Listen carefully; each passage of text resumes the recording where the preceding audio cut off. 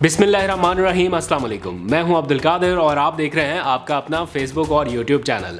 आज तारीख है 12 मार्च और दिन है हफ्ते का। अब से कुछ देर पहले मैं बनी गाला से वापस आया हूँ। वहाँ पर कुछ अहम मुलाकातें और अरकान असम्बली की वज़ीर-ए-आज़म से बैक टू बैक इंगेजमेंट का सिलसिला जारी है। कल का दिन भी यही सारा कुछ सिलसिला रहेगा, लेकिन ऐसा लग रहा है कि हर आने वाले लम्हे के साथ सिचुएशन थोड़ी गैर यकीनी हो रही है। मैं कोई सनसनी नहीं फैलाना चाहता या कोई चीज़ें एग्जैजरेट करके आपको नहीं बताना चाहता, बिकॉज़ कल का व्लॉग भी मैंने इसीलिए मिस किया बिकॉज़ कुछ इन्फॉर्मेशन अधूरी थी और नहीं चाहता था कि कोई ऐसी इन्फॉर्मेशन आप तक जाए जिसकी वजह से कोई पैनिक क्रिएट हो या कुछ हो। लेकिन इस वक्त की जो सिचुएशन क्या है, मैं अगर आपको कंफर्म बताऊं कि जो इमरान खान साहब के दाएं बाएं रहने वाले लोग हैं उनको भी नहीं पता। मेरी जब बात हुई बहुत ही क्लोज लोगों से कि भाई इस बंदे के पास तो पक्की इन्फॉर्मेशन होगी कि क्या हो रहा है, तो उन्होंने भी कहा कि हमें सिर्फ ये हिदायत दी गई है कि ऑल इज़ वेल और सब ओके है, आप बाहर के मामलात संभालें, जहाँ पर रिबटल जाना है, जहाँ पर जो भी अटैक आ रहा है आप उसको संभालें, बाकी मामलात मैं देख लूँगा। ये प्राइम मिनिस्टर की तरफ से उन्हें कहा गया और उनके मुताबिक लगता यह है कि प्राइम मिनिस्टर ने आखिरी दिन कौन सी चाल चलनी है या कौन सी मूव करनी है ये सिर्फ और सिर्फ प्राइम मिनिस्टर जानते हैं। उनके आसपास के जो बहुत टॉप लीडरशिप है शायद उनसे भी ये चीज़ें अभी डिस्कस नहीं की गई। एक आध बंदे से हो सकती हैं, शायद शाह महमूद कुरैशी साहब के इल्म में हो या असद उमर साहब के इल्म में हो, लेकिन इससे जो नीचे का जो टियर है वो बिल्कुल सूरत हाल से वाकिफ़ नहीं है कि क्या होने वाला है और क्या हो सकता है। अभी जो सिचुएशन पिछले 24 घंटे में डेवलप हुई और जो पिछले 1.5-2 घंटों में डेवलप हुई है उससे ये लग रहा है कि मामलात अब पॉइंट ऑफ नो रिटर्न की तरफ आहिस्ता आहिस्ता बढ़ रहे हैं। हालांकि होना तो ये चाहिए था कि हुकूमत की जितनी भागदौड़ हो रही है, मुलाकातें हो रही हैं, ये सब कुछ इसके नतीजे में बेहतरी की तरफ होते, लेकिन इत्तेहादी एक एक करके खिसकते जा रहे हैं। और शेख रशीद साहब का अभी जो बयान आया, वैसे तो वो बयान इस वक्त सारे लोग ही सोच रहे हैं कि 5 सीटों वाले किस तरह ब्लैकमेल कर सकते हैं कि उन्हें वज़ीर आला बना दिया जाए, लेकिन ये बयान टेलीविज़न पर आकर शायद देने वाला नहीं था। शेख रशीद साहब मजे हुए सियासतदान हैं, कई बार बयान वज़ीर आज़म की मर्ज़ी से भी देते हैं, लेकिन मुझे इसका पता नहीं है कि उन्होंने ये बयान वज़ीर आज़म की मर्ज़ी से दिया या ये उनकी अपनी ज़ाती राय है, लेकिन मामला काफ़ी हद तक ख़राब हुआ है। जितने भी इत्तेहादी हैं उनकी सारी सिचुएशन मिला के इस वक्त वज़ीर आज़म इमरान खान और हुकूमत की नज़रें किस पर हैं, तरीन फैक्टर क्या करने वाला है और प्राइम मिनिस्टर इमरान खान के पास लास्ट ऑप्शन क्या हो सकता है अगर बहुत ज़्यादा मामला ख़राब हो गया, तो इसके ऊपर बात करूँगा। इन्फॉर्मेशन बेस, ये अपना तुक्का तजिया नहीं, जो इन्फॉर्मेशन बेस है वही चीज़ आपको बताऊँगा। और मैं फिर बता रहा हूँ कि इस इन्फॉर्मेशन का मकसद कोई एग्जैजरेट करना नहीं है या कोई किसी किस्म का पैनिक फैलाना नहीं है, सिर्फ जो ग्राउंड की सिचुएशन है वो आपको बताना हो, बिकॉज़ मैं ग्राउंड से होके आ रहा हूँ बहुत सारे लोगों से बातचीत करके। लेकिन उससे पहले मैं जहांगीर तरीन का एक मुख्तसर सा वाक़या आपको बता दूँ कि जब हुकूमती जमात के एक इत्तेहादी अख्तर मैंगल ये वज़ीर आज़म इमरान खान से नाराज़ होने लगे कुछ मामलात की वजह से, तो वज़ीर आज़म ने जहांगीर तरीन की ज़िम्मेदारी लगाई कि इत्तेहादियों को इंटैक्ट रखा जाए। अख्तर मैंगल इन दिनों अपोजिशन कैंप का हिस्सा हैं, लेकिन जब वो नई हुकूमत आई तो उन्होंने नाराज़गी का इजहार करना शुरू कर दिया। ये पहले हुकूमत के इत्तेहादी थे जो नाराज़ होने लगे, तो इनको मनाने के लिए जहांगीर तरीन ही भागदौड़ कर रहे थे। कुछ 24 से 28 अरब रुपए का एक पैकेज बलूचिस्तान के लिए अनाउंस किया जा रहा था। तो मैंने जहांगीर तरीन साहब से पूछा कि इतना ज़्यादा पैसा क्यों लगाया जा रहा है एक इत्तेहादी को मनाने के लिए, तो उन्होंने कहा कि ये हुकूमत जो है वो इन इत्तेहादियों के साथ ही जुड़ी हुई है, एक ईंट भी खिसक गई तो एक इत्तेहादी निकल जाएगा यहाँ से, इसलिए हमें एक भी इत्तेहादी को अलग नहीं होने देना। लेकिन वो नाराज़ ही रहे और उनकी नाराज़ी हुकूमत दूर नहीं कर सकी और वो अपोजिशन इत्तेहाद का हिस्सा बन गए। तो अभी इस वक्त का जो फैक्टर है वो बड़ा अजीबो गरीब सा हो गया। मतलब काफ लीग ना हाँ कर रही है ना कर रही है, 24 घंटों में बताएंगे, 48 घंटों में बताएंगे, ये सारा कुछ बताएंगे तो हुकूमत इजलास बुलाएगी ना। वैसे मुझे खुद अभी तक समझ नहीं आई कि काफ लीग आखिर चाहती क्या है। उनकी मरकज़ में 5 नशिस्तें हैं, इन 5 नशिस्तों के साथ उन्हें 2 वफाकी वजारतें दी गई हैं। सूबे में उनकी 10 नशिस्तें हैं और 10 नशिस्तों पर उनको स्पीकरशिप, जो वजारत आला के बाद सबसे बड़ा ओहदा है, वो दे दिया गया। अब इसके बावजूद क्या ऐसा किया जाए, उनके जितने केसेस थे वो भी सारे ख़त्म हो चुके हैं। मैं ये नहीं کہہ رہا کہ عمران خان نے کیسز ختم کر دیے، لیکن اسی ٹینیور میں ان کے کیسز بھی ختم ہو گئے، تو اب مزید انہیں کیا ایسا چاہیے تھا جو دیا جائے؟ وزارت اعلیٰ آلدو کہ وہ بول کر نہیں مانگ رہے، لیکن پھر ناراضگی کس بات کی ہے؟ ایک پارٹی جس کے پاس سب سے بڑا مینڈیٹ ہے، جس کے پاس اتحادیوں کا اور سارے اراکین کا سب سے زیادہ مینڈیٹ ہے یا حمایت ہے، وہ اپنی وزارت اعلیٰ چھوڑ کے آپ کو وزیر اعلیٰ بنا دے۔ مطلب عمران خان اپنی پارٹی کا وزیر اعلیٰ بھی نہیں لا سکتے۔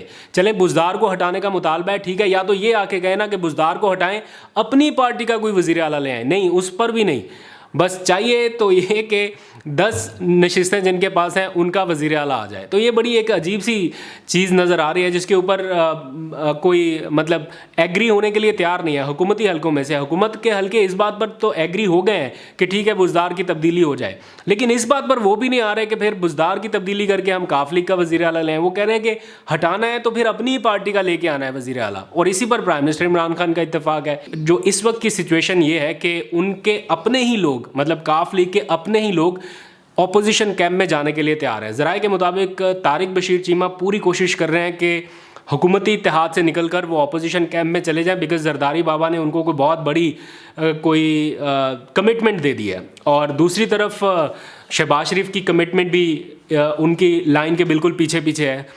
دوسری طرف مونے سلائی ہیں، وہ کوشش کر رہے تھے کہ حکومتی اتحاد کا حصہ رہیں، لیکن اب جو شیخ رشید کی جانب سے یہ بیان دیا گیا کہ 5 سیٹیں والے بھی ہمیں چیف منسٹری کے لیے بلیک میل کر رہے ہیں، بڑا اگریسو ان کا بیان آیا، اور اس کے اوپر پھر مونے سلائی کا بھی اسی طرح اگریسو بیان آیا، اور انہوں نے الزام لگا دیا کہ آپ کا احترام کرتے ہیں لیکن جس جماعت پر آپ الزام لگا رہے ہیں اسی سے آپ پیسے بھی لیتے رہے ہیں۔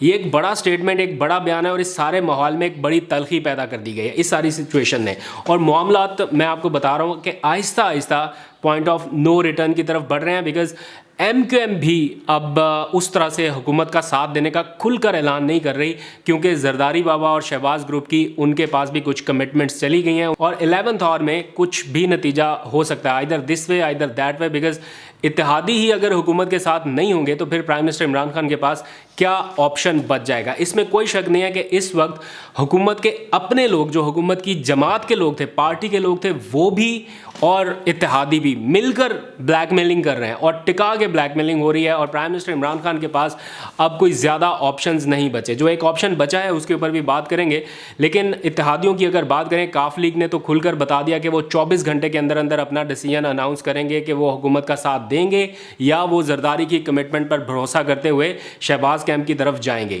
نمبر 1۔ اب دوسری ہے ایم کیو ایم۔ ساری جو حکومت کی اس وقت آس امید باقی ہے وہ یا تو ایم کیو ایم ہے یا پھر جہانگیر ترین فیکٹر ہے، بیکاز ایم کیو ایم نے ابھی کھل کر اس طرح سے حکومت کے خلاف جانے کا اعلان نہیں کیا جس طرح سے کاف لیگ کے بہت سارے لوگ ایسے بیانات دے رہے ہیں۔ ابھی بھی حکومت کو ہوپس ہے تو 2 سے ہے، یا تو ایم کیو ایم یا پھر جہانگیر ترین گروپ، کیونکہ جہانگیر ترین کے حوالے سے پرائم منسٹر عمران خان کا بھی ایک نرم رویہ رہا ہے، اور ان کے آپس میں اس وقت رابطے بھی چل رہے ہیں، پرائم منسٹر خود بھی میسیجز کر رہے ہیں اور ان کی کمیونیکیشن چل رہی ہے۔ لیکن علیم خان کے حوالے سے جب ہماری پرائم منسٹر سے ملاقات بھی ہوئی تو ان سے بار بار کویشچن ہوا، لیکن وہ علیم خان کے اوپر کچھ نہیں بولے، انہوں نے کوئی بات کرنا مناسب نہیں سمجھی۔ علیم خان کے حوالے سے جو بھی معاملات ہیں وہ گورنر سندھ عمران اسماعیل اور فواد چودھری دیکھ رہے ہیں۔ دوسری طرف بلوچستان عوامی پارٹی ہے، ان کے بھی 5 ارکان ہیں، اور انہوں نے اپنے حمایت کا جو اعلان ہے وہ مؤخر کر دیا ہے کہ وہ اپوزیشن کے کیمپ میں جائیں گے یا حکومت کے کیمپ میں جائیں گے، یہ اعلان ہی مؤخر کر دیا گیا ہے۔ جی ڈی اے نے بھی کھل کھلا کر حکومت کی حمایت کا اعلان نہیں کیا۔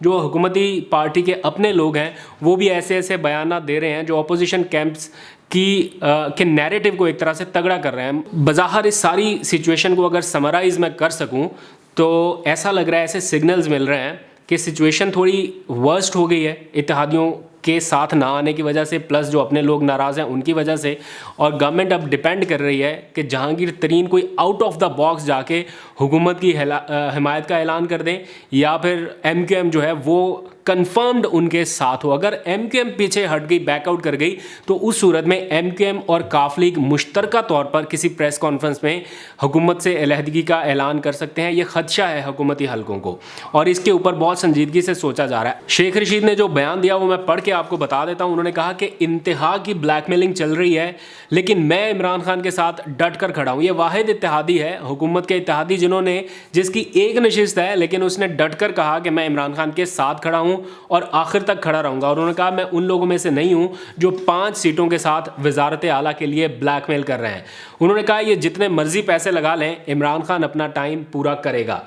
دعا ہے کہ معاملہ خوش اسلوبی سے حل ہو جائے, کہیں ایسا حادثہ نہ ہو جائے جس کے سبب سب پچھتائیں, اور ایسا بھی نہ ہو کہ 1 سال کی بجائے 10 سال تک کا انتظار کرنا پڑے. ان کا اشارہ کس طرف ہے آپ بہتر سمجھ سکتے ہیں کہ 1 سال کی بجائے کہیں 10 سال تک کا انتظار نہ کرنا پڑ جائے. تو اس سارے معاملے میں سب کی نظریں جو کویشچن ریز ہو رہا ہے کہ وہ فوج کی طرف ہے کہ فوج کیا سوچ رہی ہے, فوج کیا کر رہی ہے.